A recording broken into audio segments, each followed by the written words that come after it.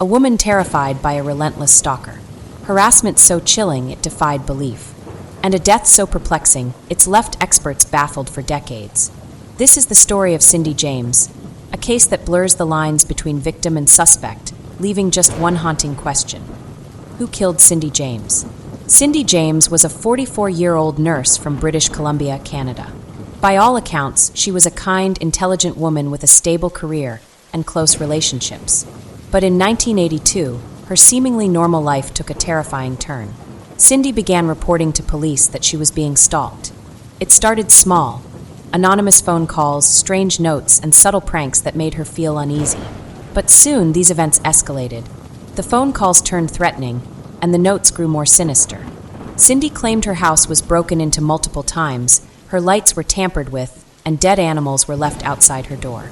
Each new incident chipped away at her sense of safety, leaving her consumed by fear. Cindy wasn't alone in her fight against this tormentor. Her friends, family, and even the police initially supported her. She filed dozens of reports, and a private investigator was hired to uncover the stalker. But as the years passed, doubts began to creep in. There was little evidence to support Cindy's claims. Security measures failed to capture anything definitive, and police began to wonder if Cindy was staging these events herself. Her alleged stalker, whoever they were, didn't stop. Cindy reported being physically attacked multiple times. On one occasion, she was found unconscious in a ditch, with her hands and feet bound. She insisted her attacker had overpowered her, but investigators struggled to find signs of a struggle. This pattern of bizarre and unexplained incidents continued for 7 long years. Then, on June 8, 1989, Cindy James was found dead. Her body was discovered near an abandoned house. Her hands were tied behind her back, and a black nylon stocking was wrapped tightly around her neck.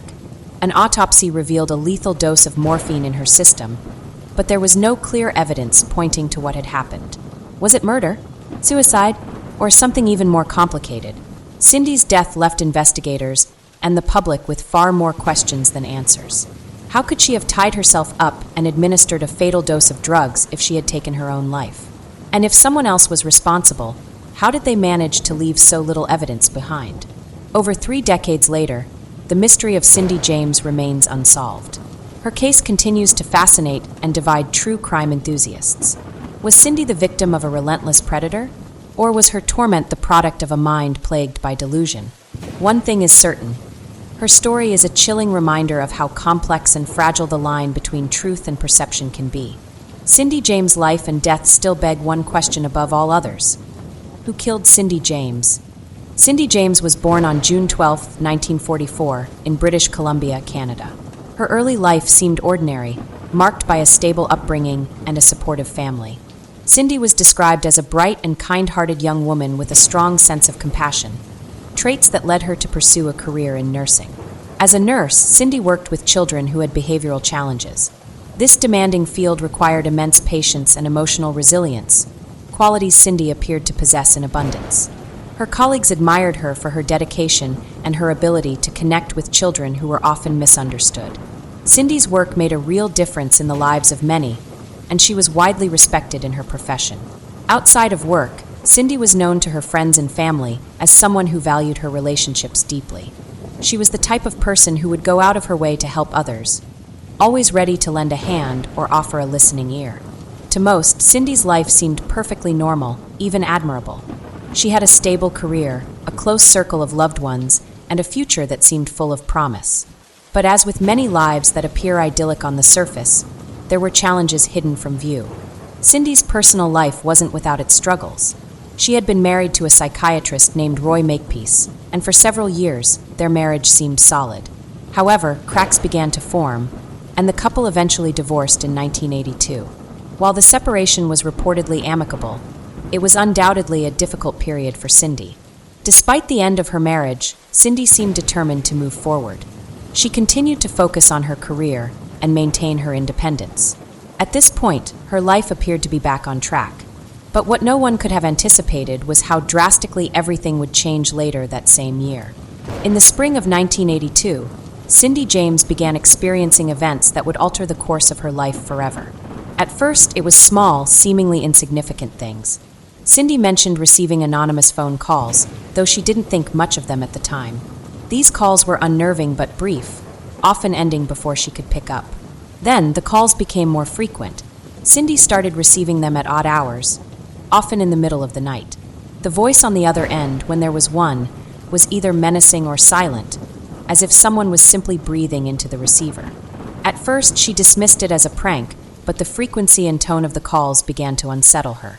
It wasn't long before other, stranger incidents began to occur. Cindy reported finding threatening notes left at her home. These weren't just ordinary messages, they were crafted to instill fear. The notes were crude, often composed of words cut out from magazines, and they carried chilling messages like, "You're going to die." Soon, these acts of harassment escalated further. Cindy started noticing things around her home being tampered with. Lights were unscrewed, her phone lines were cut, and windows were found open when she was sure she had locked them.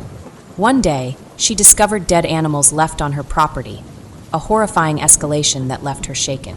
By this point, Cindy was convinced that someone was targeting her, though she had no idea who or why.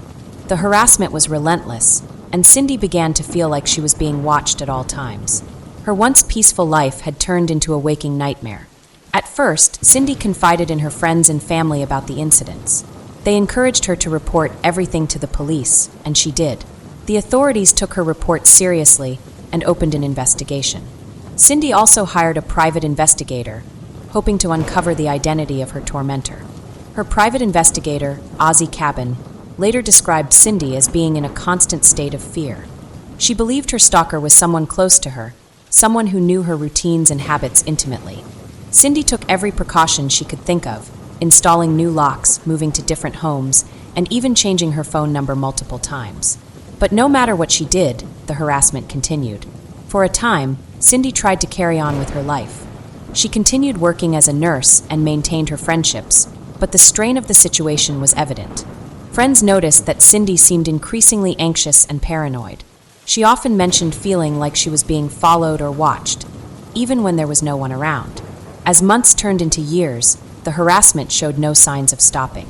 In fact, it became more violent. Cindy reported several physical attacks, including one where she was found unconscious in her home, with her hands and feet tied. On another occasion, she claimed she was attacked while walking her dog. Each incident seemed to escalate in severity, leaving Cindy and those around her more and more terrified. Despite her repeated reports to the police, there was little evidence to go on. No fingerprints, no witnesses, no suspects. The lack of concrete evidence led some to question the validity of Cindy's claims. Could it be that she was fabricating the harassment? Or was she truly the victim of a calculated and sadistic tormentor? Cindy, for her part, never wavered in her belief that she was in danger. She continued to document every incident and provide information to the authorities.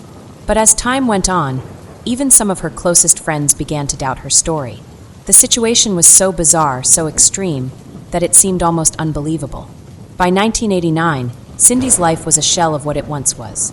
Her career had suffered, her relationships were strained, and her mental health was deteriorating rapidly. She lived in constant fear, convinced that her stalker would eventually make good on their threats. Tragically, she wasn't wrong.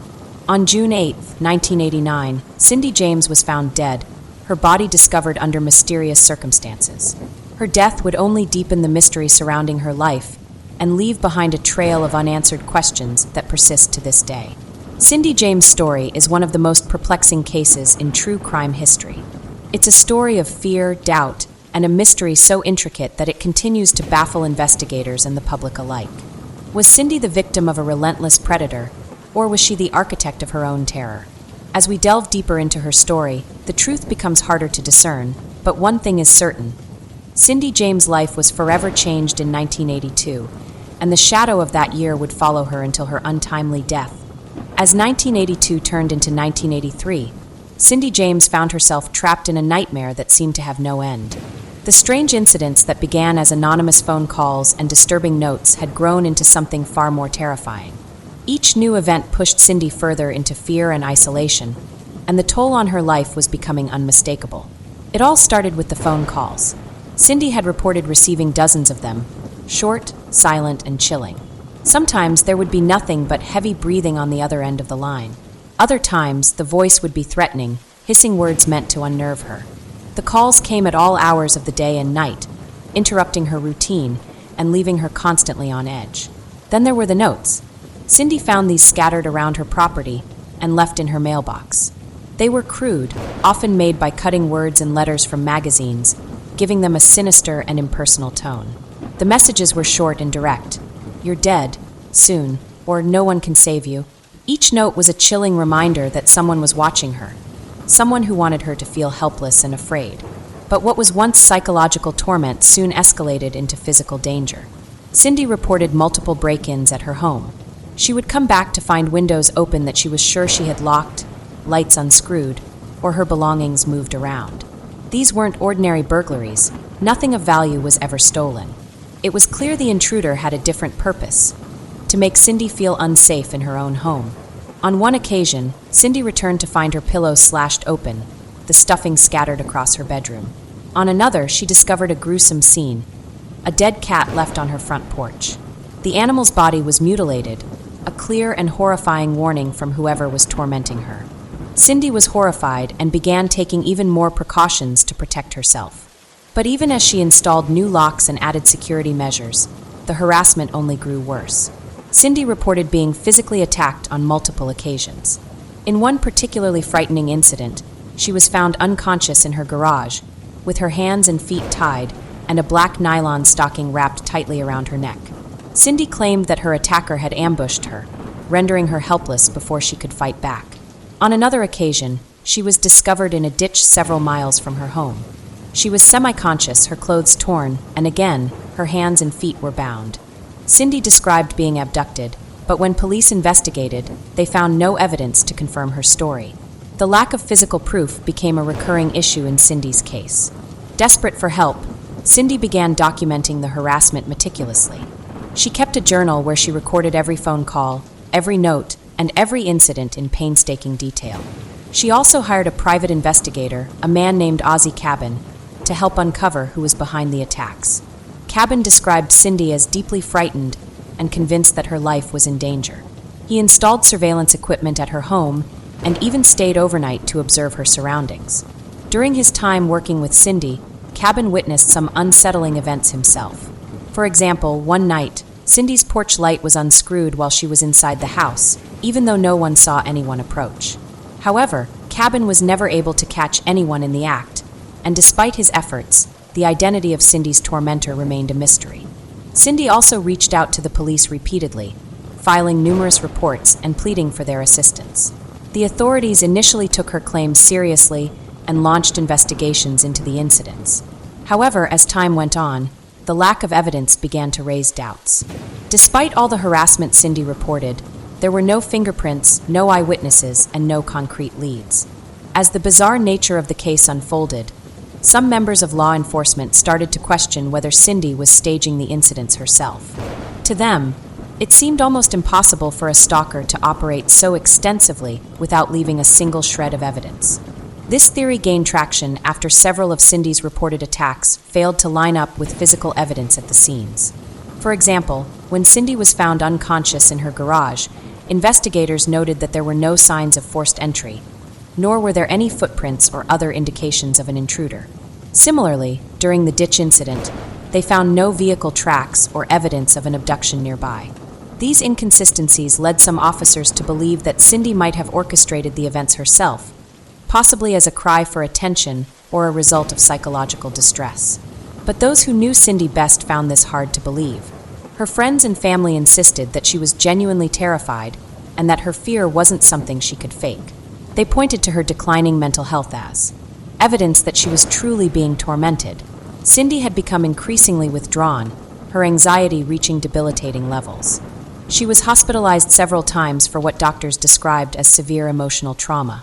Even her private investigator, Ozzy Cabin, expressed doubts about the police's skepticism.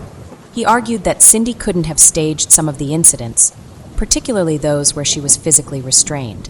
According to Cabin, tying oneself up in the ways Cindy was found would have been almost impossible without assistance.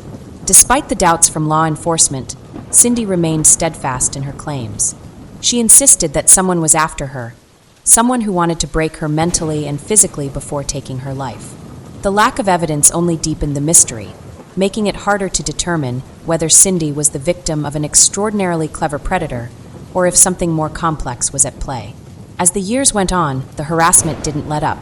If anything, it became more erratic and unpredictable, leaving Cindy in a constant state of fear.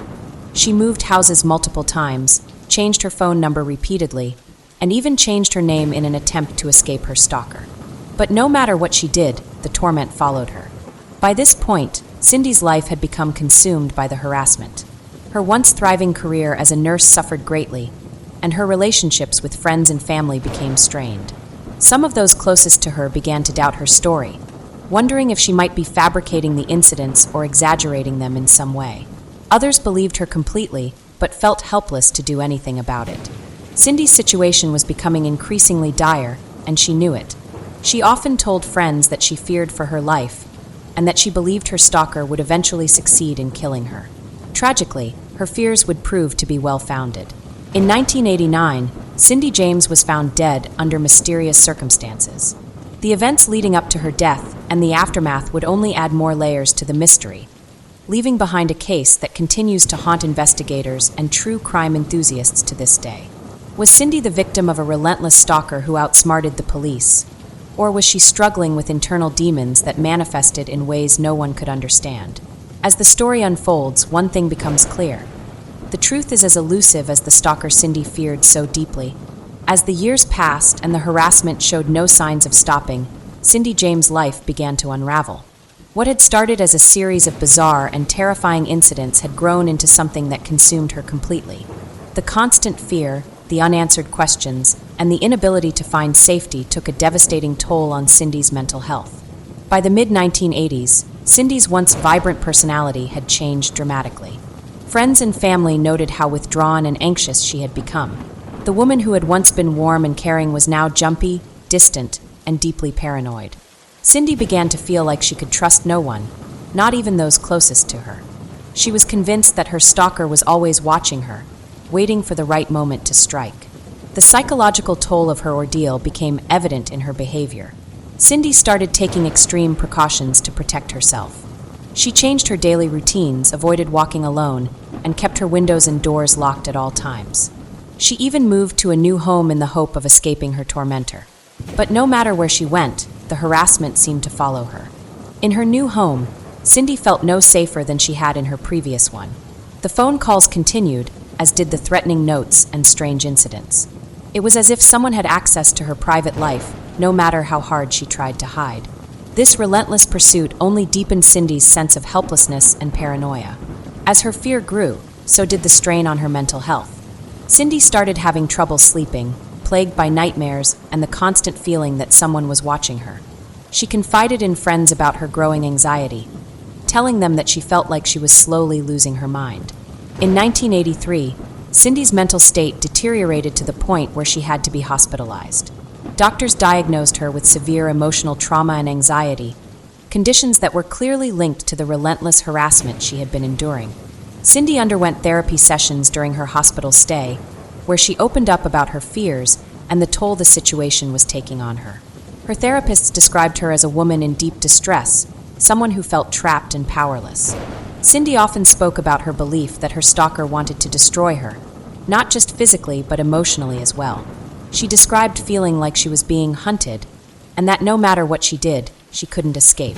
Cindy's hospitalizations weren't just a one-time occurrence. Over the next several years, she was admitted multiple times as her mental health continued to deteriorate. Each time, she would spend weeks or even months undergoing treatment, only to return to a life that felt just as dangerous and uncertain as before. The repeated hospital stays and therapy sessions did little to alleviate Cindy's fear. If anything, they only seemed to confirm her belief that she was truly alone in her fight. She began to feel that even the professionals who were supposed to help her didn't fully understand what she was going through. As the harassment continued, Cindy's paranoia grew to extreme levels. She became convinced that her stalker was someone close to her, someone who knew her habits and routines intimately. She started keeping people at a distance, afraid that they might betray her trust. This isolation only added to her sense of despair. In an effort to regain some sense of control, Cindy made a drastic decision. She changed her name. She believed that by doing so, she could start fresh, free from the identity that her stalker seemed to have targeted. She chose the name Cynthia Makepeace, a nod to her former marriage, but also a hopeful symbol of the peace she desperately wanted to find. Along with changing her name, Cindy moved yet again. She hoped that by relocating and adopting a new identity, she could finally escape her tormentor. But these changes brought little relief. The harassment continued, undeterred by her efforts to hide. The phone calls, the notes, and the break-ins all persisted, as if her stalker always knew where to find her. The repeated failure to escape her situation left Cindy feeling defeated. She began to question whether she would ever find safety, or if this nightmare would follow her for the rest of her life. This sense of hopelessness weighed heavily on her, leading to further isolation and emotional distress. Even her relationships with friends and family began to suffer. Some of those closest to her struggled to understand what she was going through. While many believed her, others began to doubt her story, wondering if the harassment was as real as she claimed. Cindy could sense their skepticism, and it only deepened her isolation. By this point, Cindy was living a life consumed by fear. She stopped socializing, avoided public places, and rarely left her home unless absolutely necessary. Her once thriving career as a nurse had come to a standstill as her mental health made it difficult for her to work. In therapy sessions, Cindy spoke about her fears with a haunting clarity. She told her therapists that she believed her stalker's ultimate goal was to kill her. She described feeling like she was being pushed. Cindy James' story is one of fear, pain, and an unwavering struggle to survive. As the years passed, her battle against her unseen tormentor became a losing one, pushing her closer to the edge. The years leading up to her death were marked by desperation, a relentless search for safety, and a haunting certainty that the end was near. After nearly a decade of terror, Cindy's life had become unrecognizable. The vibrant woman who once worked as a nurse and cared deeply for others had been replaced by someone constantly on edge, paranoid, and deeply isolated. Every part of her life was consumed by the harassment. She could never let her guard down, not at home, not at work, not even in the company of friends. In an attempt to escape her stalker's clutches, Cindy took drastic measures. She moved multiple times, believing that relocating would finally provide the peace she so desperately sought. Each time, she chose her new home carefully, opting for places with better security or less familiarity to anyone who might be following her. She installed new locks, changed her phone number, and tried to cut off ties with people who she thought might be connected to her tormentor. But no matter where she went, the harassment followed. Anonymous phone calls continued to disrupt her days and nights. Threatening notes would appear at her new addresses. Even when she changed her name to Cynthia Makepeace, her efforts to sever ties with her old identity seemed futile. The tormentor always seemed one step ahead. Each failed attempt to escape left Cindy more broken than before. It wasn't just the harassment, it was the psychological toll of feeling trapped, powerless, and alone. Her anxiety grew to debilitating levels, and her mental health suffered immensely. Cindy was hospitalized multiple times during these years, her doctors deeply concerned about her emotional state. In therapy sessions, Cindy opened up about her fears and her overwhelming sense of dread. She spoke about how her stalker's ultimate goal wasn't just to terrify her, but to destroy her completely. She believed her life was in grave danger, and she told her therapists and friends that she wasn't sure how much longer she could endure it. Her paranoia reached new heights. Cindy became convinced that her stalker wasn't just someone targeting her randomly. It was someone who knew her deeply, someone who understood her habits, routines, and vulnerabilities. This belief made her even more wary of the people around her. She began to suspect everyone, even those who had always been in her corner. As her mental health continued to deteriorate, Cindy's relationships grew strained. Friends who had once been her support system felt helpless. Some doubted her, questioning whether the incidents were real or if Cindy was somehow creating them. Others believed her, but didn't know how to help her escape the nightmare. Despite her struggles, Cindy continued to fight. She documented everything, from the phone calls to the attacks, hoping that one day she could find the proof she needed to stop her tormentor. She worked closely with private investigator Ozzy Cabin, who remained one of her few unwavering allies. Cabin witnessed firsthand some of the strange incidents that plagued Cindy's life, but like the police, he was never able to catch the stalker in the act. By the late 1980s, Cindy's life had become a shadow of what it once was. She rarely left her home and had little contact with the outside world. Her career as a nurse had ended, leaving her without the sense of purpose she once found in helping others. Her days were marked by fear and isolation, her nights filled with nightmares and insomnia. In the weeks leading up to her death, Cindy's fears reached a fever pitch. She confided in her closest friends that she believed her time was running out. She told them she felt like her stalker was closing in on her, and that she was certain she wouldn't survive much longer. Cindy's words were chilling, a desperate plea for help that no one knew how to answer. In her final week, Cindy's behavior became increasingly erratic. She seemed even more on edge than usual, her paranoia at an all-time high. She frequently checked her surroundings, convinced that someone was watching her. Her friends noticed that she was more withdrawn, speaking in hushed tones and avoiding eye contact. It was as if Cindy was trying to prepare herself for what she believed was inevitable. On May 25, 1989, Cindy disappeared. She had gone out to run errands but never returned. Her car was later found abandoned in a parking lot, with groceries and a wrapped gift inside. The scene was eerie, as if Cindy had simply vanished in the middle of an ordinary day. Her friends and family were frantic, fearing the worst. They knew how terrified Cindy had been and how convinced she was that her stalker would eventually take her life. Despite their concerns, the police initially treated her disappearance as a missing person case, not a homicide. 6 days later, Cindy's body was discovered in the yard of an abandoned house. She was lying in a fetal position, her hands and feet bound, and a black nylon stocking tied tightly around her neck. The discovery was shocking, but it raised more questions than answers. The police investigation into Cindy's death was controversial from the start. While the circumstances were undeniably suspicious, the lack of physical evidence made it difficult to determine exactly what had happened. There were no signs of a struggle, no fingerprints, and no clear indication of who might have been responsible. Even Cindy's cause of death was a point of contention. The medical examiner ruled it an unknown event, unable to definitively conclude whether Cindy's death was a homicide, suicide, or accident. The binding of her hands and feet suggested foul play, but some investigators argued that Cindy might have staged the scene herself, a final act of desperation in a life filled with fear and torment. Cindy's friends and family vehemently rejected the idea that she had taken her own life. They pointed to her repeated claims that she was being stalked and her unshakable belief that someone wanted her dead. To them, Cindy's death was the tragic culmination of years of harassment and terror. Private investigator Ozzie Cabin also dismissed the suicide theory. He argued that the manner in which Cindy's body was found would have been nearly impossible for her to achieve on her own.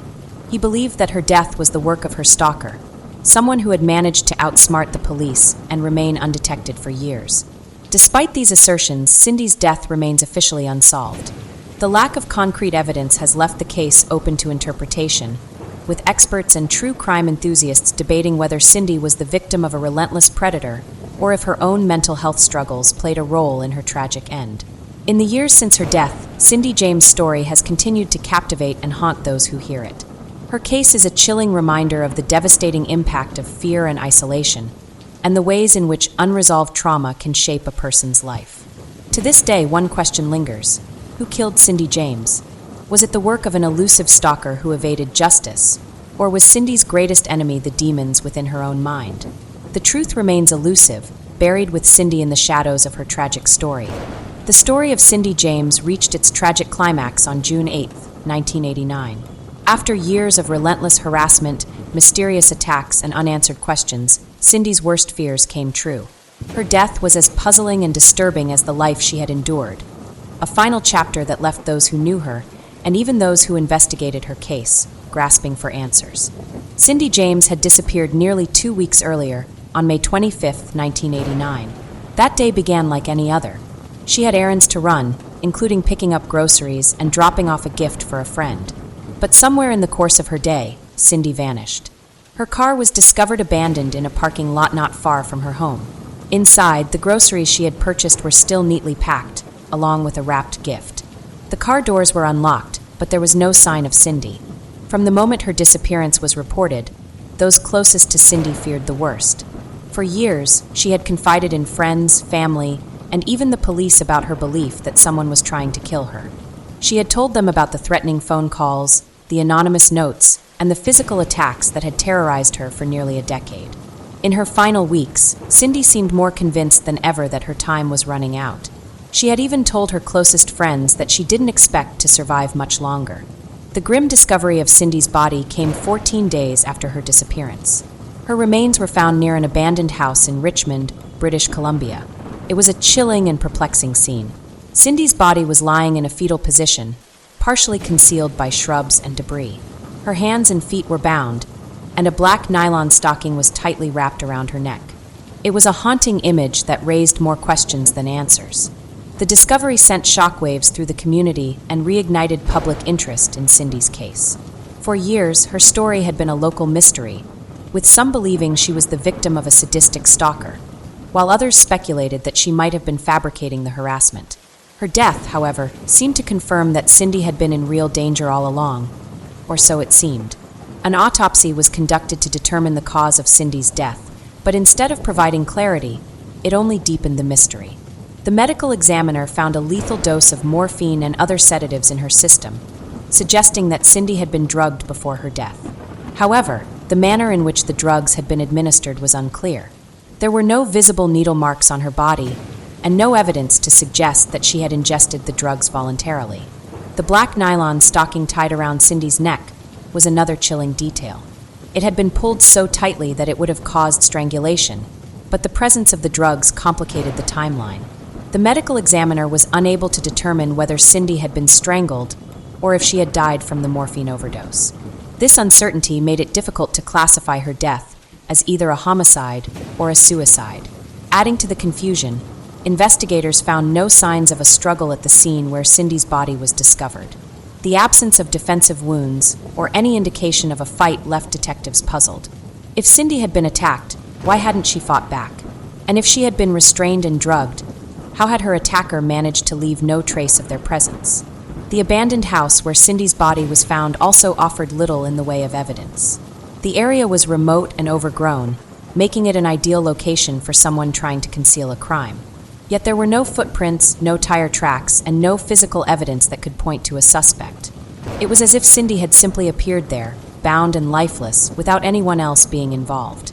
This lack of evidence led some investigators to propose a controversial theory: that Cindy might have staged her own death. They argued that her long history of harassment and her struggles with mental health could have driven her to orchestrate an elaborate suicide. According to this theory, Cindy might have tied herself up, injected or ingested the morphine, and then placed herself in the location where her body was found. But the theory raised as many questions as it attempted to answer.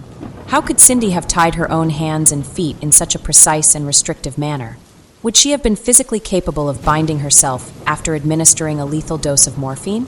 And why would she go to such lengths to stage her death? Cindy's family and friends vehemently rejected the idea that she had taken her own life. They pointed to her repeated claims that someone was trying to kill her and the evidence of harassment that had plagued her for years. To them, Cindy's death was the culmination of a campaign of terror that had finally claimed her life. Private investigator Ozzy Cabin, who had worked with Cindy for years also, dismissed the suicide theory. He believed that Cindy's death was the work of her stalker, a person who had managed to evade detection for nearly a decade and had finally succeeded in their mission to silence her. Cabin argued that the absence of evidence was itself evidence of a meticulous and calculating killer. Despite the conflicting theories, Cindy's death was officially ruled an unknown event. The coroner was unable to determine whether it was a homicide, a suicide, or an accident. This ambiguous ruling left the case open to interpretation and fueled speculation for years to come. For Cindy's loved ones, the lack of resolution was devastating. Her parents, Otto and Matilda Hack, were vocal in their belief that their daughter had been murdered. They criticized the police investigation, accusing authorities of failing to take Cindy's claims seriously and of dismissing evidence that pointed to foul play. In the years since Cindy's death, her case has become a haunting enigma, a story that raises unsettling questions about fear, trauma, and the limits of our understanding. Was Cindy the victim of a cunning and sadistic stalker who outsmarted the authorities? Or was she a deeply troubled woman whose own mind became her greatest enemy? The truth about what happened to Cindy James may never be known.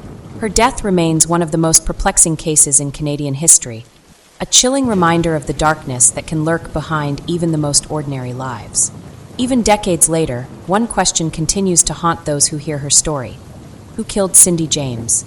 Or did anyone kill her at all? The death of Cindy James on June 8, 1989, was not just a tragic end to a life filled with terror. It was the beginning of one of the most puzzling investigations in Canadian history. From the moment her body was discovered, the circumstances surrounding her death raised far more questions than answers. The investigation that followed was as convoluted and unsettling as the years of harassment Cindy had endured, leaving her family, investigators, and the public grasping for clarity in a case that seemed designed to defy understanding. Cindy's body was discovered near an abandoned house in Richmond, British Columbia, lying in a fetal position, her hands and feet bound, and a black nylon stocking tied tightly around her neck. At first glance, it looked like a clear case of foul play. But as investigators dug deeper, they quickly realized that things weren't as straightforward as they appeared. The autopsy revealed a critical piece of information. Cindy's system contained a lethal dose of morphine and other sedatives. This finding complicated the investigation significantly. On one hand, it suggested that Cindy had been incapacitated by the drugs before her death. On the other hand, it raised questions about how the drugs had been administered. There were no visible needle marks on Cindy's body, and no pills or containers were found at the scene. This left investigators grappling with a chilling question. If Cindy had been drugged, who was responsible? And how had they done it? The medical examiner was unable to determine a definitive cause of death. The presence of the morphine, combined with the nylon stocking around Cindy's neck, suggested two possible scenarios. Either she had been strangled, or the overdose alone had been fatal. But without clear evidence pointing to one over the other, the cause of death was officially listed as unknown. This ambiguous ruling only deepened the mystery, leaving the door open to multiple theories. From the outset, the police faced significant challenges in piecing together what had happened to Cindy. The scene where her body was found offered little in the way of physical evidence. There were no signs of a struggle, no fingerprints, and no tire tracks or footprints that could point to a suspect. It was as if Cindy had been placed there deliberately, with meticulous care to leave no trace of her killer, or herself. This lack of evidence led to the exploration of three main theories: murder, suicide, and the possibility that Cindy's death was the result of an elaborate hoax gone wrong. Each theory had its supporters and its skeptics, and each raised troubling implications about the events leading up to Cindy's death. The first theory, and the one most strongly supported by Cindy's family and friends, was that she had been murdered by the same person, or people, who had harassed her for years. They pointed to the numerous incidents Cindy had reported: the threatening phone calls, the notes, the break-ins, and the physical attacks. To them, her death was the tragic culmination of a long campaign of terror. Private investigator Ozzie Cabin, who had worked closely with Cindy, was also convinced that she had been murdered. Cabin had witnessed some of the bizarre incidents firsthand and believed that Cindy's tormentor was a calculating and dangerous individual. He argued that the lack of evidence at the scene was not an indication of suicide or hoax, but rather a testament to the skill and cunning of Cindy's killer. But not everyone agreed. The second theory, that Cindy had taken her own life, was one that some investigators considered seriously. They pointed to Cindy's documented struggles with mental health, her history of hospitalizations, and the fact that the drugs found in her system could have been self-administered. According to this theory, Cindy's death was the result of years of psychological torment, whether inflicted by an actual stalker or by her own mind, and represented a final, desperate escape from her suffering. However, the suicide theory raised its own set of questions. If Cindy had intended to end her life, why had she gone to such elaborate lengths to stage the scene? How could she have tied her own hands and feet in the manner they were found? And why had she chosen a location so far from her home and in such an unusual position, lying in a fetal pose? These inconsistencies made it difficult for many, including Cindy's loved ones, to accept the idea that she had taken her own life. The third theory was perhaps the most controversial: that Cindy's death was the result of an elaborate hoax gone wrong. This theory suggested that Cindy, who had reported years of harassment without any concrete evidence to back it up, might have staged her own disappearance and accidentally caused her own death in the process. According to proponents of this theory, Cindy's long history of reporting incidents that some investigators had found difficult to verify raised the possibility that she had been fabricating the harassment all along.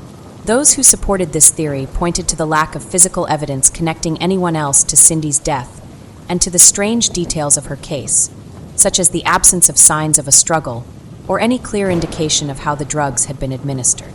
They argued that Cindy might have intended to fake her own kidnapping or death as a cry for help, but had miscalculated the effects of the drugs she took.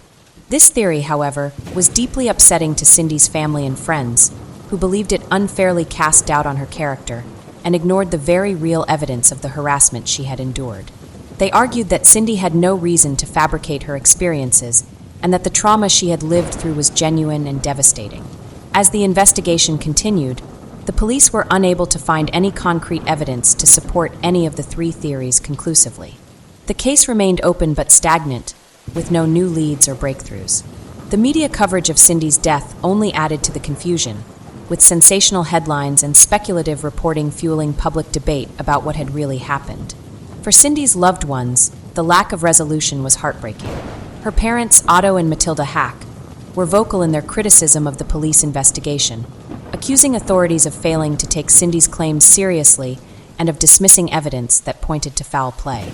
They believed that Cindy had been failed by the very institutions that were supposed to protect her. In the years since Cindy's death, her case has remained an enduring mystery. True crime enthusiasts, amateur sleuths, and professional investigators alike have revisited the details of her story, each coming to their own conclusions about what happened. Some see her death as the work of a cunning and elusive stalker. Others believe it was the tragic result of a woman pushed to her breaking point by years of fear and isolation. But the truth remains elusive. The investigation into Cindy's death was, in many ways, a puzzle without pieces. A case where every lead seemed to lead to another question, and every theory left room for doubt. For those who knew Cindy, her death was not just a loss, but a reminder of the profound impact of trauma and the human need for understanding and closure. To this day, the question lingers: what really happened to Cindy James? Was she the victim of a relentless predator, a woman consumed by her own inner demons, or something else entirely? The answer may never be known, but her story continues to haunt those who hear it, a chilling reminder of the complexities of the human mind and the mysteries that can arise in the shadow of tragedy. The tragic death of Cindy James is often described as a puzzle that refuses to be solved. Central to this mystery are the glaring contradictions in the evidence surrounding her death, contradictions that have left investigators and the public divided for decades. How could Cindy have tied herself up in such a complicated manner if it was a suicide? And if her death was a murder, why was there no trace of the killer? These two critical questions form the heart of a case that remains one of Canada's most perplexing unsolved mysteries. To fully understand the contradictions, it's important to revisit the scene where Cindy's body was found. Her hands and feet were tied in an intricate manner, and a black nylon stocking was tightly wrapped around her neck. She was lying in a fetal position near an abandoned house, partially hidden by shrubbery.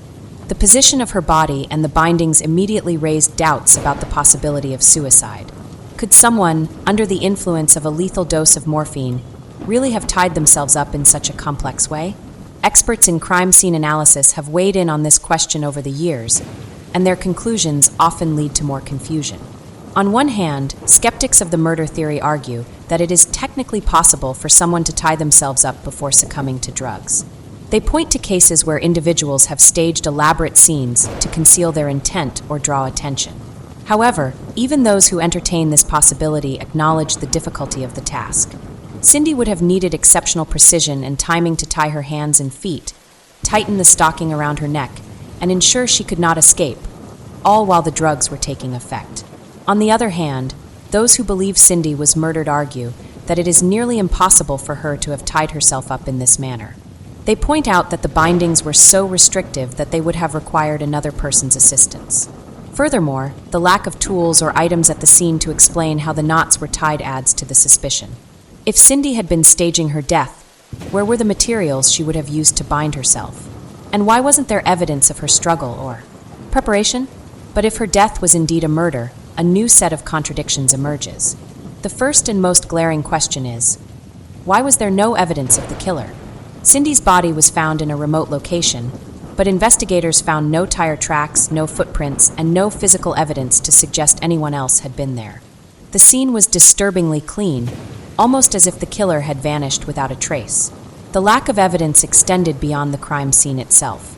Over the years of harassment Cindy reported, police were never able to identify a suspect. Despite the threatening phone calls, anonymous notes, and break-ins, no solid leads ever materialized. This history of elusive harassment raises an unsettling question. Was Cindy's tormentor extraordinarily skilled at avoiding detection, or was there no tormentor at all? Another contradiction lies in the timeline of Cindy's death. Toxicology reports revealed a lethal dose of morphine in her system, but the absence of needle marks on her body suggests the drug was ingested rather than injected. Yet, no pill bottles, syringes, or containers were found at the scene. This anomaly begs the question: how did the drugs enter her system? If she was forced to take them, where is the evidence of coercion? If she took them willingly, why were the implements missing?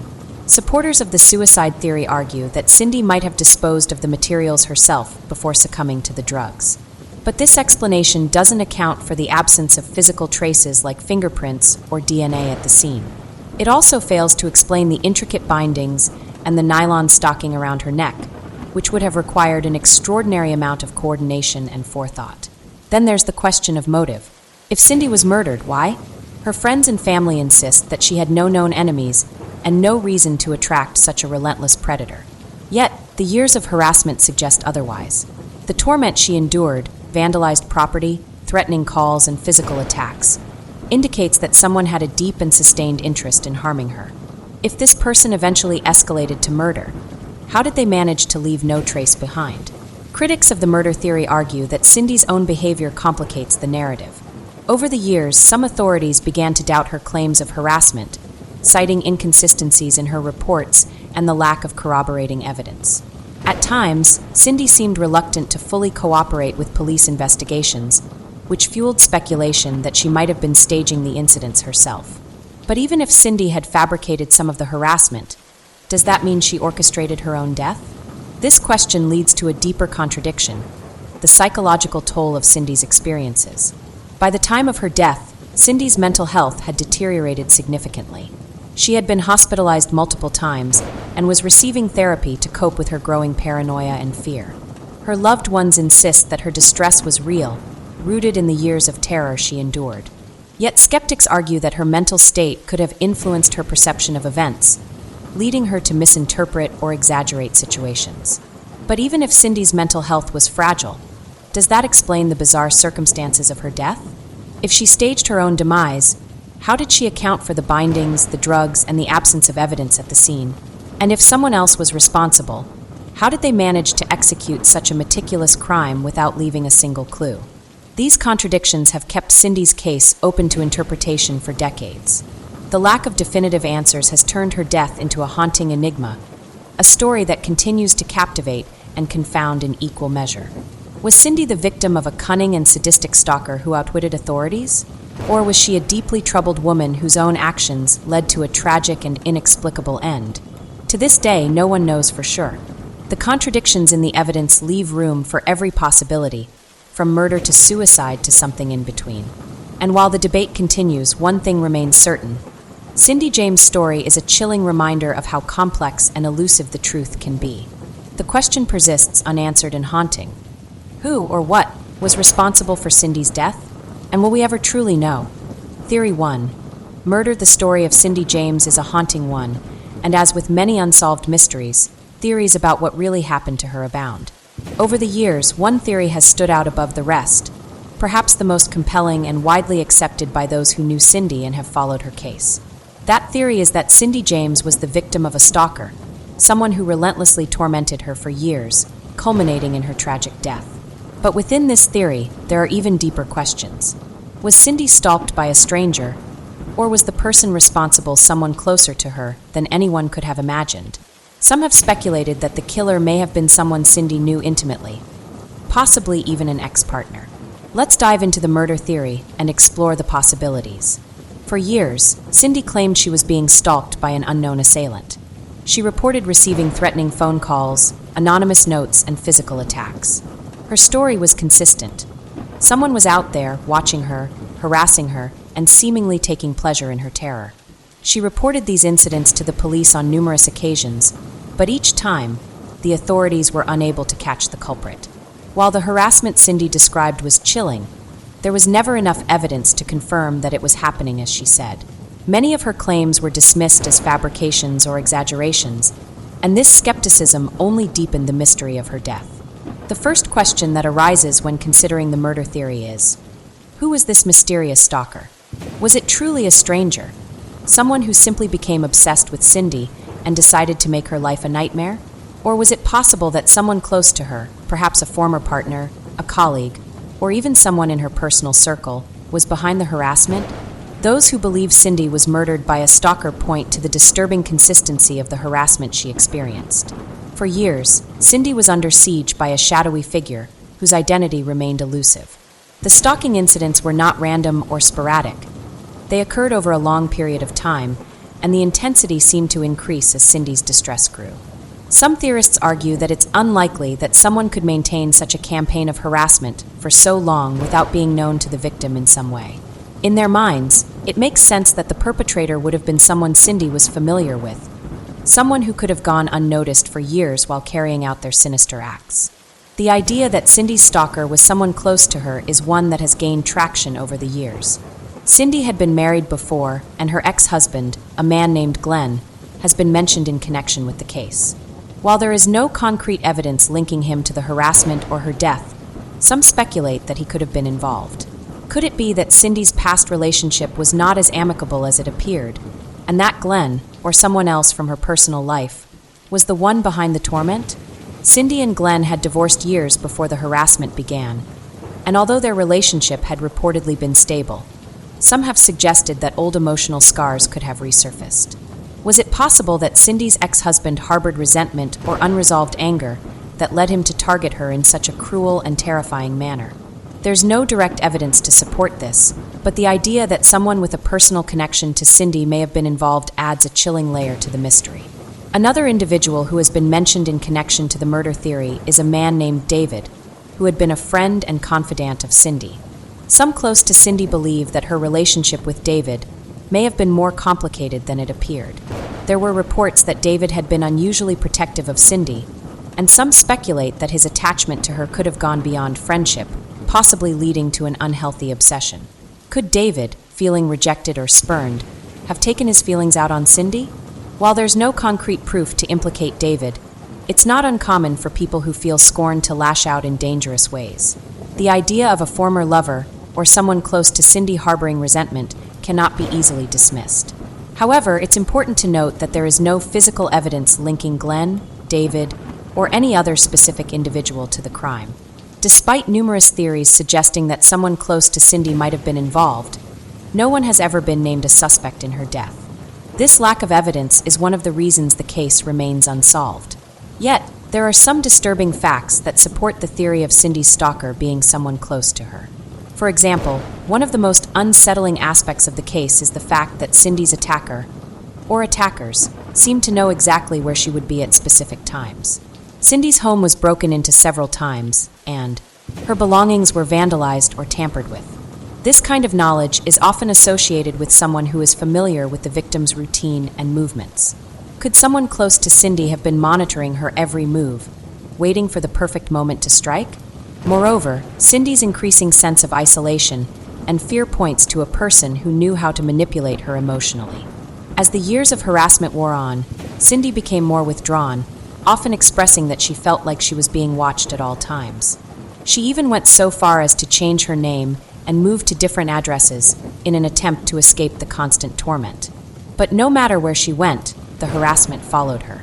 The persistence and methodical nature of the attacks suggested that the perpetrator had a personal stake in Cindy's suffering. This could imply that the stalker was not a random stranger, but someone who had a deep, personal connection to her.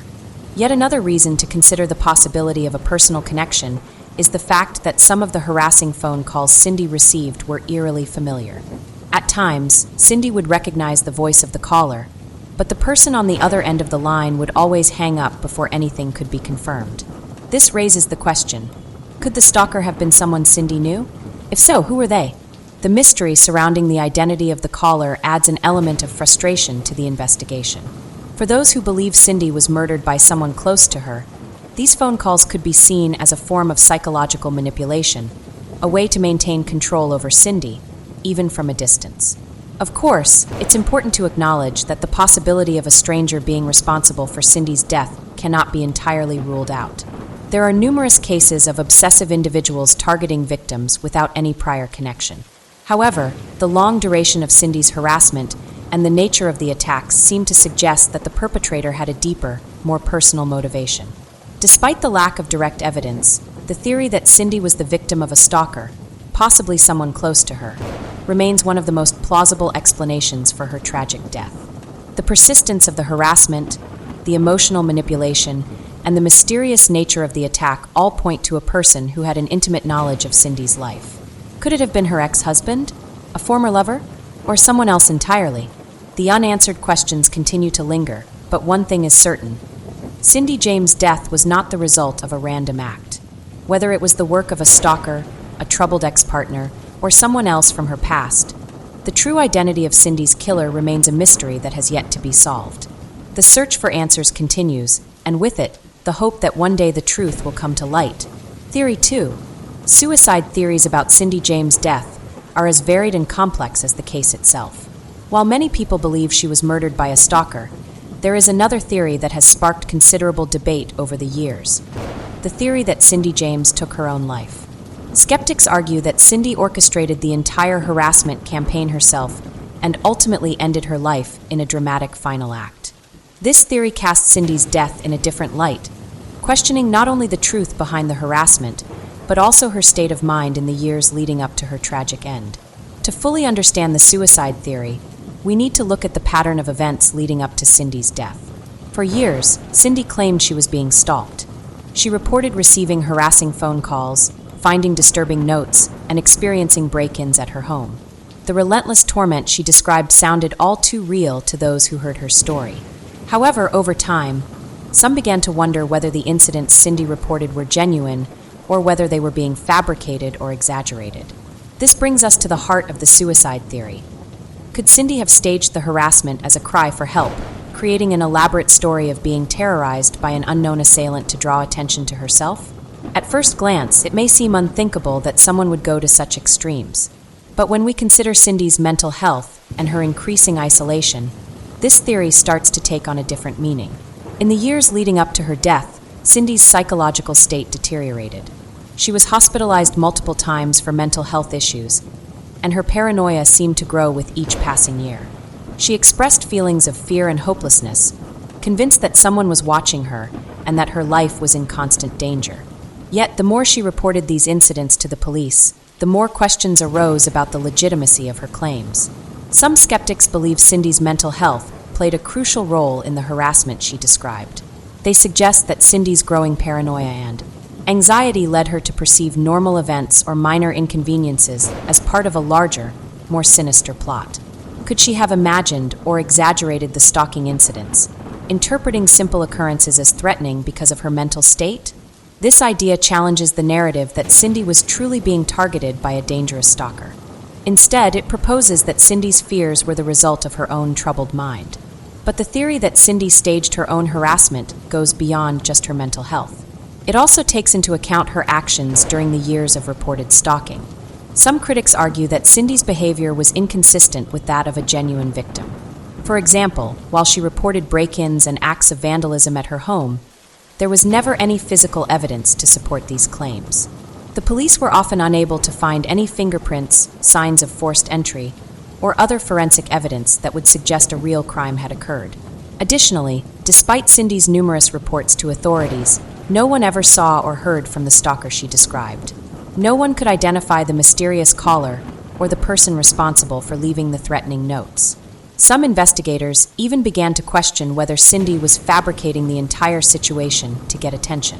One of the key pieces of evidence that has led some to believe Cindy staged her own torment is the lack of a clear motive for the harassment. If Cindy truly was being stalked by someone, why was there no identifiable reason behind it? She had no known enemies, no unresolved conflicts that might explain why someone would want to harm her. Her relationships were stable, and her professional life as a nurse seemed to be progressing well. Without a clear motive, some began to ask whether the stalker was real at all. Was Cindy simply creating a story of victimization to explain her growing feelings of isolation and distress? This theory takes on even more weight when we consider Cindy's eventual decision to change her name and move to several different locations. Some argue that this was not an act of someone desperate to escape a dangerous stalker, but rather an attempt to further fabricate the illusion of harassment. By constantly relocating, Cindy could have been attempting to create the impression that the harassment was following her from place to place, even though there was no real threat. In addition to these factors, skeptics also point to Cindy's death as part of the theory that she orchestrated the entire situation. On June 8, 1989, Cindy was found dead near an abandoned house, tied up with a black nylon stocking around her neck. The cause of death was later determined to be a lethal dose of morphine. But even the circumstances of her death raised questions. The way Cindy was found, tied up in a complicated manner, with no signs of a struggle, seemed inconsistent with the idea of a random murder. If she had been murdered, wouldn't there have been evidence of the killer's presence at the scene? Wouldn't there have been traces of struggle, fingerprints, or some other clue left behind? The absence of such evidence led some to speculate that Cindy could have staged her own death. According to this theory, Cindy may have taken the final step in her elaborate act by taking her own life in a dramatic fashion. The bindings on her body could have been part of the staging, designed to make it look as though she had been murdered by a stalker. The use of morphine to end her life might have been a way for Cindy to ensure that her death was not immediately obvious as a suicide. Some believe that the complicated knots and the nylon stocking were meant to create a scene so perplexing that investigators would be unable to immediately rule it as a suicide. By creating this scene, Cindy may have hoped to draw attention to her torment and the years of emotional distress she endured. The suicide theory is supported by the fact that Cindy had a history of mental health struggles. She had been hospitalized on multiple occasions for psychiatric reasons, and her increasing isolation and paranoia may have contributed to her decision to take her own life. Many people who struggle with mental health issues experience feelings of hopelessness and helplessness, and Cindy may have reached a point where she felt that there was no way out. Her dramatic actions, the stalking, the move to different locations, and ultimately her staged death, could be seen as a desperate cry for help, a way to express her inner pain to the world. But while the suicide theory offers a possible explanation for Cindy's death, it still leaves many unanswered questions. If Cindy did stage her own torment, why did she go to such extremes? Why did she make up stories of harassment that were so convincing, even to those close to her? And why would she go as far as to end her life in such a dramatic and puzzling way? The answer to these questions remains elusive, as the suicide theory, like the murder theory, is surrounded by contradictions and uncertainties. As we consider the possibility of suicide, we must also remember that Cindy's death is a deeply tragic event, no matter the cause. Whether her death was the result of a stalker, a self-inflicted act, or something else entirely, Cindy's suffering was real. The theory of suicide is just one lens through which we can view her story, but it doesn't make her pain any less valid. Cindy James' life and death remain a mystery that continues to haunt those who followed her case, and the true story behind her tragic end may never be fully understood. Theory 3.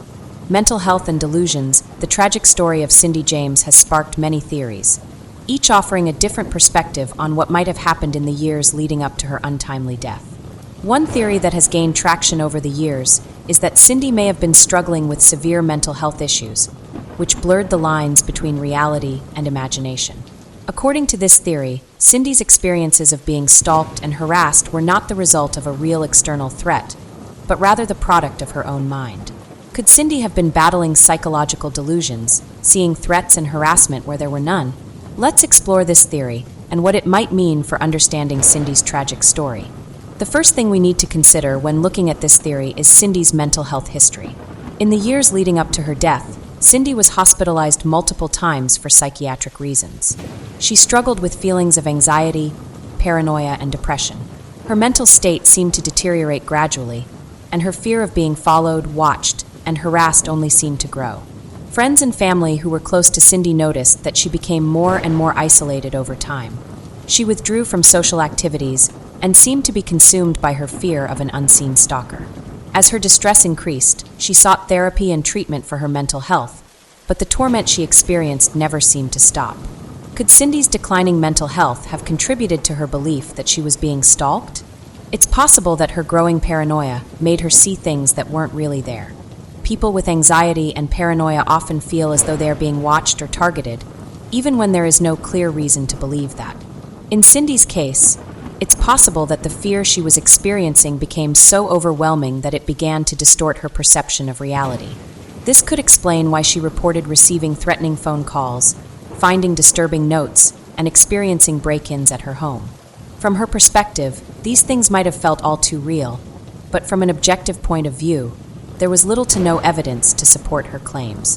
When we consider the possibility that Cindy was dealing with delusions, it's important to understand what that means. Delusions are false beliefs that are strongly held despite evidence to the contrary. For example, someone with a delusion might believe they are being persecuted or watched, even if there is no actual threat. In Cindy's case, her delusion could have been the belief that she was being stalked by an unknown assailant, even though no one could ever confirm the presence of a stalker. Could Cindy have been experiencing a form of psychosis that led her to believe she was in constant danger? This theory is further supported by Cindy's increasing sense of fear and helplessness. She seemed to genuinely believe that her life was at risk, and that no one was taking her seriously. She reported these incidents to the police, but no one could find any concrete evidence of a stalker. In fact, some authorities began to question whether Cindy's reports were truthful. Could Cindy have been so consumed by her delusions that she was unable to distinguish between reality and imagination? Was she truly being terrorized by an unseen assailant? Or was her mind creating these terrifying experiences to explain the deep anxiety and fear she was feeling?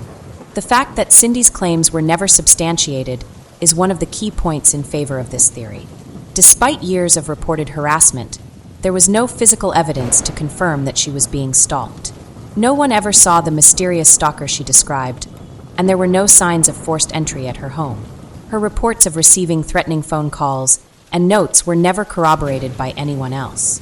As time went on, the police began to suspect that Cindy might have been fabricating the whole thing, especially given her history of mental health struggles. Could she have been projecting her fears onto the world, believing that someone was following her when, in reality, the only thing she was truly battling was her own mind? Another key aspect of this theory is Cindy's decision to move and change her name in an effort to escape the stalking. On the surface, this could seem like an understandable reaction to prolonged harassment. But could it be that Cindy was not trying to escape a real threat, but instead was running from her own psychological struggles? The repeated moves and name changes might have been an attempt to reinvent herself, to escape from the overwhelming sense of fear and paranoia that was taking over her life. For someone struggling with delusions, changing locations and identities could be a way of trying to regain control over their life, even if it didn't address the underlying issue. One of the most difficult aspects of this theory is the question of whether Cindy knew the extent to which her mind was affecting her perception of reality. It's possible that Cindy believed she was being stalked, even though there was no one following her. She may have been so deeply immersed in her delusions that she couldn't recognize the impact her mental health was having on her behavior. Many people who experience delusions or paranoia are not aware that their beliefs are distorted, and they may genuinely feel that their lives are in danger when there is no actual threat. This makes it difficult for anyone around them to intervene, because from their perspective, the danger is very real. Cindy's mental health struggles, combined with her deep sense of fear and isolation, may have led her to take extreme actions in the final years of her life. Her reports of harassment, while potentially fabricated, could have been a manifestation of her inner turmoil. Her paranoia may have led her to see threats where there were none, and the fear that consumed her might have contributed to her decision to take drastic measures to escape it. But ultimately, the question remains: was Cindy's death the result of her own mind?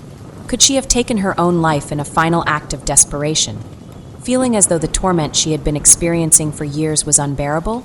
The circumstances surrounding Cindy's death raise further questions about her mental health.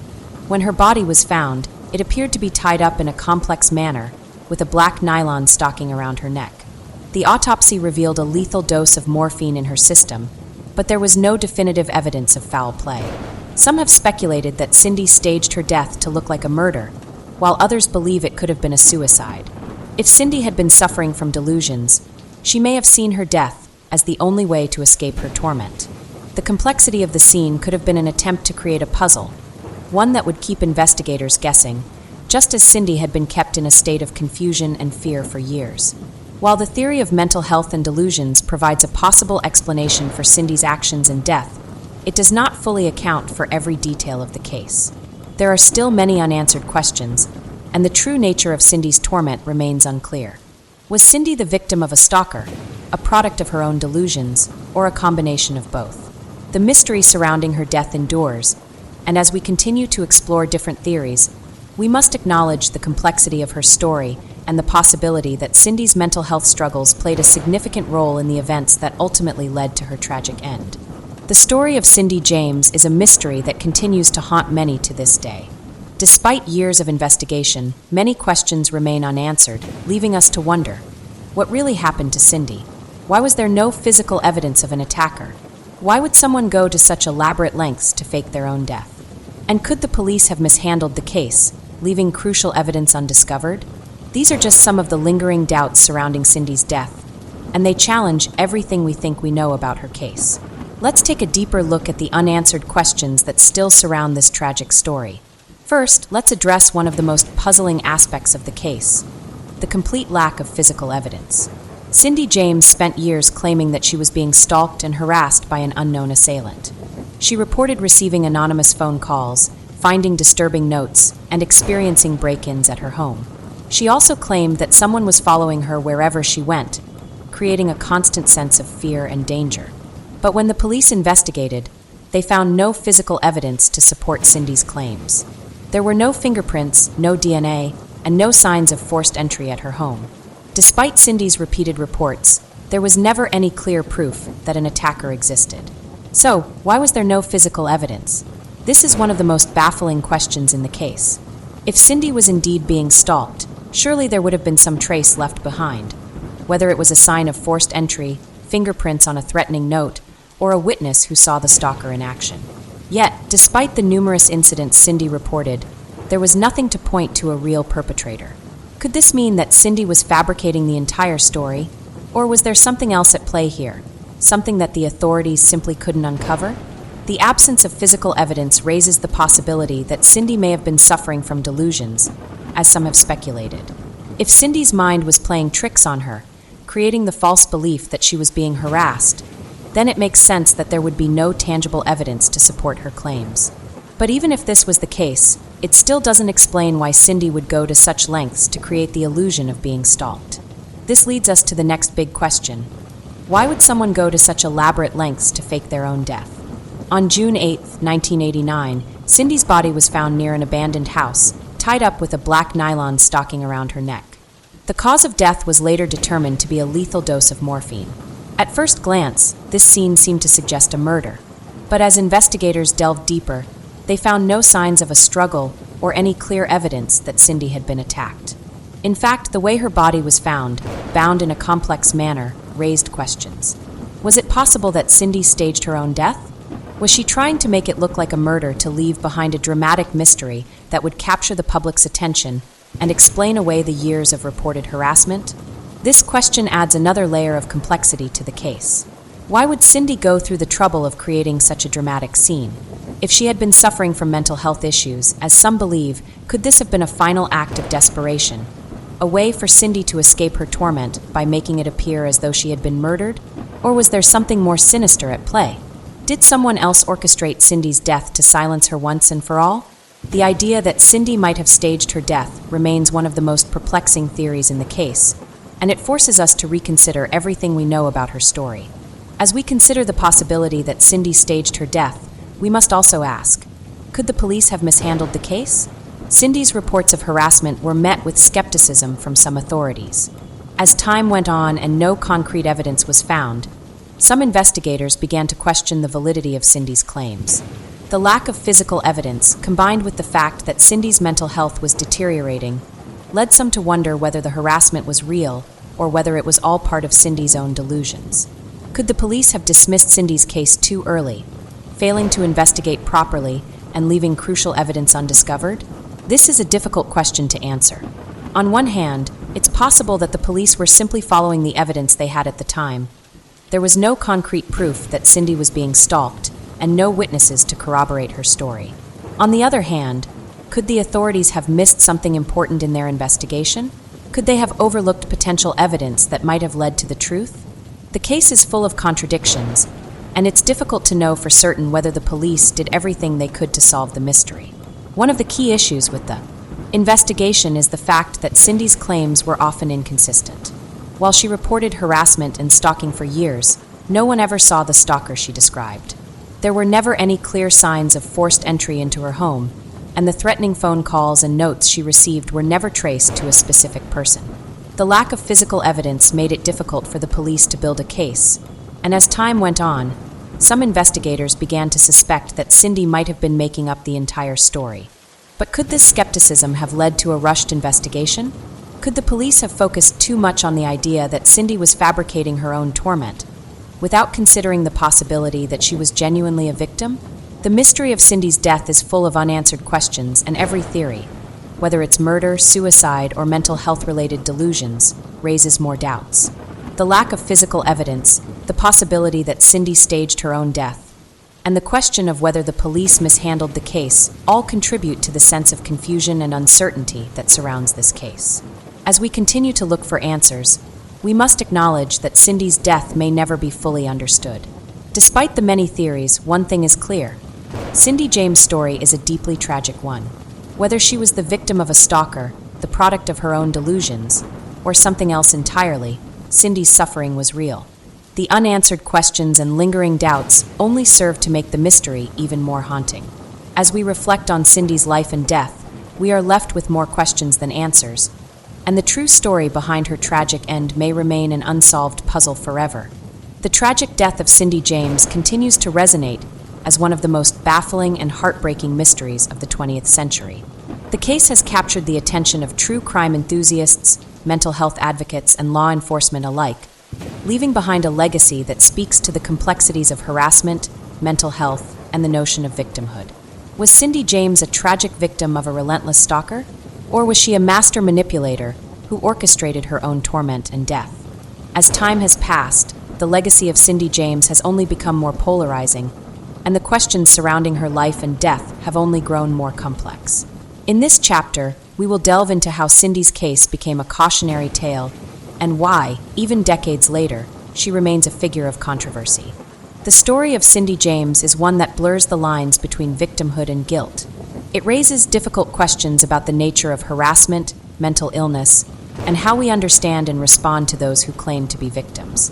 For many people, Cindy is a symbol of the dangers that lurk in the shadows, someone who experienced years of suffering at the hands of an unseen tormentor. Her reported experiences of being stalked, harassed, and terrorized are, in the eyes of some, a testament to the horrifying reality of what it means to be a victim of persistent abuse. Yet for others, Cindy James is seen as a master manipulator, a woman who faked her own harassment and ultimately staged her death in a dramatic and attention-seeking final act. So, how did Cindy James become such a polarizing figure? And why does her case continue to be a cautionary tale, even today? The case becomes a cautionary tale about harassment. Cindy's reported experiences of harassment serve as a grim reminder of the terrifying reality many victims of stalking and abuse face. Her case became widely discussed in the media, particularly as her claims of harassment escalated and became more bizarre. For years, Cindy reported that she was being stalked by an unknown assailant, someone who would follow her wherever she went, leave threatening messages at her home, and break into her house without ever being seen. The constant fear of an unseen presence haunted Cindy's every waking moment, and her struggle to find help from the police only added to the sense of hopelessness that surrounded her. While Cindy's claims were never fully substantiated, her case brought to light the frightening reality of stalking. It highlighted the sense of vulnerability that many people, particularly women, experience when they are targeted by an unseen predator. Even today, stalking is a crime that is difficult to prove, often because there is little to no physical evidence to support the victim's claims. Cindy's story raised awareness about the dangers of harassment and how victims can feel trapped in a cycle of fear and uncertainty, without anyone believing their side of the story. Her case also underscored the difficulties victims face when trying to seek help from law enforcement, especially when there is no clear proof of an attacker's presence. Despite the lack of concrete evidence, Cindy's reports of harassment spoke to a broader issue. The fact that stalking and harassment often go unnoticed or are downplayed by authorities and society. For many people who have experienced stalking, Cindy's case became a cautionary tale, showing that even when someone is screaming for help, the truth may not always be easy to see. It shed light on the emotional and psychological toll of being constantly targeted, and how this can distort the line between reality and delusion. Cindy's story, in a sense, became a symbol for all victims who struggle to be believed. Mental health and the complexity of victimhood. As Cindy's case progressed, it became increasingly clear that her mental health played a significant role in her experiences. Cindy's deteriorating psychological state was widely documented, with reports of anxiety, paranoia, and depression. She was hospitalized several times for psychiatric treatment, and her growing sense of fear and isolation only seemed to intensify as the years went on. Many of Cindy's closest friends and family members spoke about her increasing sense of paranoia, her belief that she was being watched, and the extreme measures she took to protect herself, including changing her name and moving multiple times. Cindy's mental health struggles became a central point of debate when discussing her case. Some believed that her reports of harassment were a result of her own psychological issues, with many questioning whether Cindy was truly a victim or whether she was fabricating the entire story. Could Cindy's fear and anxiety have become so overwhelming that she genuinely believed she was being stalked?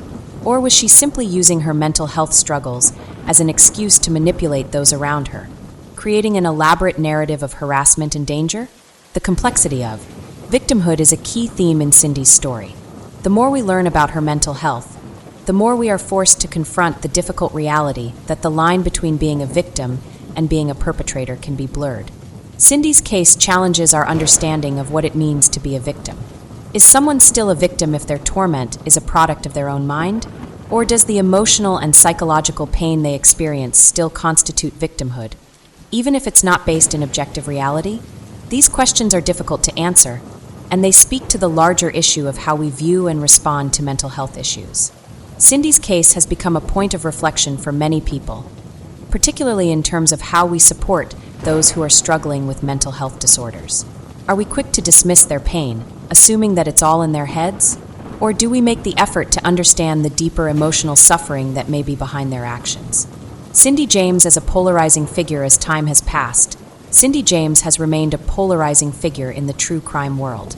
To some, she is a tragic victim, a woman who was terrorized for years by an unseen stalker, only to meet a mysterious and untimely death. Her case is viewed as a cautionary tale about the dangers of stalking, harassment, and the failure of society to adequately protect vulnerable individuals. For these people, Cindy represents everything that can go wrong when someone is targeted by a relentless predator, and her death serves as a sobering reminder of the need to take these types of threats seriously. But for others, Cindy's legacy is one of manipulation and deceit. They argue that Cindy orchestrated her own harassment as part of an elaborate ploy to gain attention and sympathy. Her staged death, they believe, was the final act of someone who was willing to go to any lengths to maintain the illusion of being a victim. For these skeptics, Cindy's case is a cautionary tale not just about the dangers of harassment, but about the potential for people to manipulate others with false claims of victimhood. Cindy's case remains unresolved, and as a result, she continues to be a figure of intense debate. Her legacy is one that forces us to confront the complexities of victimhood, mental health, and the boundaries between truth and illusion. Was Cindy James a true victim, or was she someone who faked her pain for the sake of attention? This is a question that may never have a definitive answer, and it's one that will continue to divide opinion for years to come. Conclusion: the legacy of Cindy James is one of mystery, uncertainty, and deep emotional complexity. Her case has become a cautionary tale about the dangers of harassment, the challenges of understanding mental health, and the complexities of victimhood. Whether she was a tragic victim or a master manipulator is a question that will likely never be fully answered, but one thing is certain: her story has left an indelible mark on the way we think about these issues. Cindy James will continue to be remembered as a woman who experienced profound suffering, and her case will remain a poignant reminder of the difficult realities faced by those who are targeted by unseen tormentors. The questions surrounding her death may never be solved, but her legacy serves as a reminder of the complexities of the human experience and the mysteries that lie hidden beneath the surface. Over 30 years later, the case of Cindy James still casts a shadow over true crime history. A story that has haunted investigators, captivated the public, and baffled experts remains unresolved. Was Cindy James the target of a relentless predator, or did her mind construct an enemy she couldn't escape? Perhaps the truth lies somewhere in between, somewhere we may never fully understand. In the end, we're left with the same question that haunted investigators back then. Who killed Cindy James? And it's a question that still lingers unanswered. This case, which began with Cindy's desperate cries for help, has evolved into something much more complicated. For years, Cindy's reports of harassment seemed so real, so chilling, that it was difficult not to believe her. Her accounts of strange phone calls, notes left at her doorstep, and the feeling of being watched by an unseen figure were terrifying in their own right. But the lack of physical evidence left authorities and the public with an unsettling uncertainty. Was Cindy being stalked by a predator, or was she weaving a story of fear that only existed in her own mind? As we retrace the steps of Cindy's journey, we find ourselves surrounded by a sea of unanswered questions. The absence of concrete evidence, the lack of witnesses, and the inconsistencies in Cindy's claims all contribute to the ambiguity of the case. And then there is her death. Found near an abandoned house, tied up with a black nylon stocking around her neck, and with morphine in her system, Cindy's death raised more questions than it answered. Was it a murder? Was it a suicide? Or was it something else entirely? An elaborate scheme to escape a life filled with torment and confusion? In the years following Cindy's death, theories have flourished, and each one presents its own set of possibilities. Some believe she was the victim of a stalker, someone who preyed on her for years and finally silenced her. Others argue that Cindy's mental health issues played a significant role in her death, that she orchestrated the harassment herself and ultimately took her own life. Still, others suggest that Cindy's death was a dramatic and final act of manipulation, a way to leave behind a legacy of mystery and tragedy. And yet, after all this time, none of these theories can be definitively proven. The truth remains elusive, a shadow that continues to haunt the story of Cindy James. The complexities of this case are what make it so difficult to resolve. Cindy James was a woman who clearly suffered. Whether from real harassment or from the ravages of mental illness, we may never know. But what is undeniable is the toll it took on her. Her journey, marked by repeated hospitalizations, therapy sessions, and a growing sense of fear and isolation, paints the picture of someone who was desperately trying to escape a torment she could not control. The repeated changes of name and address, the efforts to disappear from the world, reflect a woman who was so trapped in her own fears that she seemed willing to take any measure to find peace. But if Cindy was genuinely suffering from mental health issues, how much of what she reported was real? And how much of it was shaped by the distorted lens of her own mind? Mental health is a complicated thing, and the line between reality and delusion can often be hard to distinguish. Cindy's case calls into question the ways in which we approach mental illness, particularly when it's coupled with extreme fear and paranoia. Could Cindy have been a victim of her own mind, with her tormentors nothing more than figments of her imagination? Or was she a victim of something more sinister, something that no one could see or understand? The unanswered questions are endless. Could the police have handled the case differently? Could they have investigated more thoroughly? Cindy's reports of harassment were often met with skepticism, and it's possible that authorities didn't fully appreciate the severity of her claims until it was too late. Had they taken her case more seriously from the start, could they have uncovered more evidence? Could they have tracked down the person who might have been stalking her? Or were the clues, like so many in this case, simply too hidden to find? The legacy of Cindy James is one of ambiguity. Even after decades, we are left grappling with the uncertainty of her death. The questions continue to pile up, and the theories multiply, each one offering a new possibility, a new angle, but none of them providing a concrete answer. Was Cindy James truly a victim, a woman who was harassed and finally murdered by a stalker? Or was she someone who created her own torment, trapped in a world of fear and delusion? Could the truth lie somewhere in between? Perhaps the most unsettling part of this entire case is that we may never know the truth. The facts remain stubbornly elusive, and no amount of speculation or investigation can undo the years of uncertainty that surround Cindy's death. The haunting nature of this mystery is that, despite all the theories and all the questions, no one can offer a definitive answer. And in the absence of closure, the case continues to resonate with us, lingering in our minds like an unanswered riddle. As we look back on Cindy's life and death, we are reminded of the complexity of human experience. Victims come in many forms, and the line between victim and perpetrator is often blurred.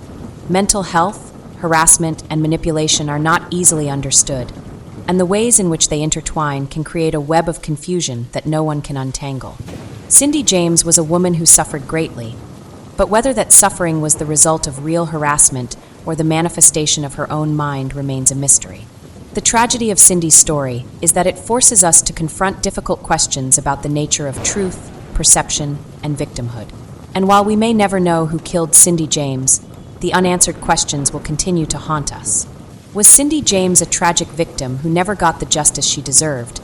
Or was she a master manipulator who used the guise of victimhood to craft a story for the ages? The question will continue to echo in our minds, unanswered, just as it has for the past 3 decades. And so we are left with the same question that haunted investigators back in 1989. Who killed Cindy James? A question that, for all the time and effort spent searching for answers, remains as elusive as ever.